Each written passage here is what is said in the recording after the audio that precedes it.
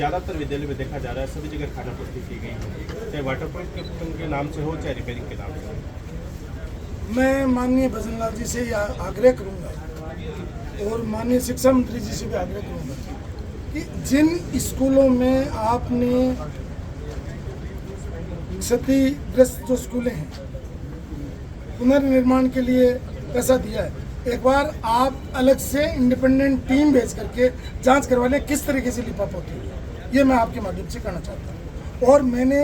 सारी सूची यहाँ के डिस्ट्रिक्ट एजुकेशन ऑफिसर्स को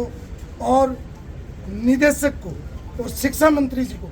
मेरे लेटर हेड पर लिख करके दिया कि इन स्कूलों में कमरे जर्जर स्थिति में है, इन स्कूलों में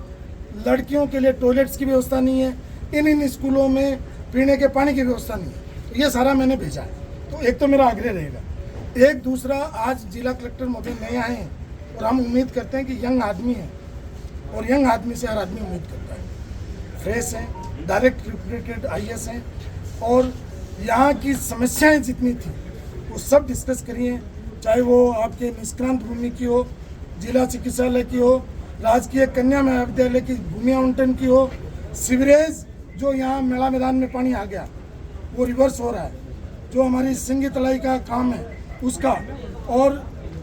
अमृत 2 योजना, उसके साथ साथ CDS 3 फेज 2 का जो हमारा मतलब 34 गांव 240 ढाणियों का जो पानी है उसके लिए भी हमने आज ज्ञापन दिया है। मिनी सचिवालय के लिए 125 करोड़ रुपये स्वीकृत हैं, मिनी सचिवालय का निर्माण हो,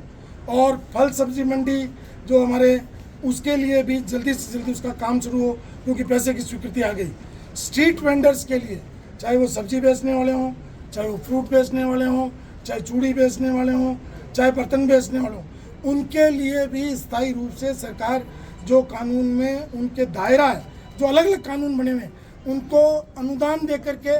उनका रिहेबिलिटेशन करे। ये मेरा सरकार से आग्रह है। उसके बाद में एक जो बार बार हमारे पूर्व MLA जी बार बार कहते हैं, जो बांगड़ महिला महाविद्यालय जो 2008-9 के बजट में पब्लिक प्राइवेट पार्टनरशिप में ये ज़मीन दी गई है 25 साल की, इसमें BA, BCom, BCA और MA और BSc ये सब है। उसमें फर्स्ट ईयर के स्टैंडर्ड 1500 बच्चियाँ निःशुल्क पढ़ रही हैं। तो क्या ये उन कन्याओं के खिलाफ हैं जो बार बार ये शिकायतें करते हैं, प्रेस कॉन्फ्रेंस करते हैं? अगर उनको बहस करनी है तो सार्वजनिक स्थान पर मेरे से जिस नेता को करनी है वो कर ले, लेकिन इन बेटियों के खिलाफ ये हथकंडे नहीं अपनाए। दूसरा, बस टर्मिनल में कह रहा हूँ कि बस टर्मिनल में जांच करवाए जो घोटाला हुआ है, और नगर परिषद में जो घोटाला हुआ है, फर्जी पट्टे, टाउन हॉल, आपकी ये अमृत 2 की जो सारी योजनाएं, कचरा निस्तारण, सिंगी तालाब, कचौलिया तालाब, इन सब में, और ग्रामीण क्षेत्र की भी पीने के पानी, सड़क के पानी, टूटी हुई सड़कें, अस्पतालों की हालत, और जो अस्पताल की बिल्डिंग बन गई उनमें शिफ्टिंग, ये सब के लिए मैंने आज ज्ञापन दिए हैं। और छोटे छोटे गाँवों में चाहे वो सब सेंटर खोलने की बात हो और खोलने की बात हो, ये सारे ज्ञापन मैंने दिए हैं। और उसके अलावा राजकीय स्टेडियम में मैंने कहा DEFMT से पैसा दीजिए, और 1 करोड़ रुपए के लिए मैंने कलेक्टर साहब को आज लिख के दे दिया, माननीय मंत्री जी को लिख के दिया। सैनिक कल्याण कार्यालय में ex serviceman contributory health scheme जो है उसका काम जल्दी से जल्दी शुरू हो, वो भी ज्ञापन दे दिया। नॉन पेचेबल रोड्स हैं उसका भी ज्ञापन दे दिया, किसानों की फसल का मुआवजा भी दे दिया, और मंडी में शिफ्टिंग हो इसका भी मैंने कह दिया। जिस तरह आपने नगर परिषद पर आरोप लगाया, नगर परिषद में देखा जाता है एक व्यक्ति है शमशेर खान नामक उर्फ बबलू, कोई भी हो, मैं कह रहा हूँ जो गैर कानूनी काम कोई भी कर रहा है, चाहे वो अस्पताल में कर रहा है, चाहे नगर पालिका में कर रहा है, चाहे यहाँ खड़ा होकर के कर रहा है, मैं कह रहा हूँ कि गैर कानूनी काम नहीं होना चाहिए, और नगर पालिका के उन भ्रष्ट अधिकारियों के खिलाफ जांच होनी चाहिए जिन भ्रष्ट अधिकारी इस तरीके के लोगों को संरक्षण देते हैं। गाड़ी भी वही व्यक्ति चलाते हैं। मैं आपको कह दिया ना कि कोई भी गैर कानूनी, चाहे वो अस्पताल में है, चाहे नगर परिषद में है, चाहे SDO के ऑफिस में है, कहीं पर भी है, जो दलाल काम करते हैं उनके खिलाफ कार्रवाई होनी ही चाहिए। काफी मुद्दे आज रहे हैं, कस्टोडियन सब ले लिया मैंने, एक मुद्दा शहर का नहीं छोड़ा। और मैं अब सक्रिय रूप से,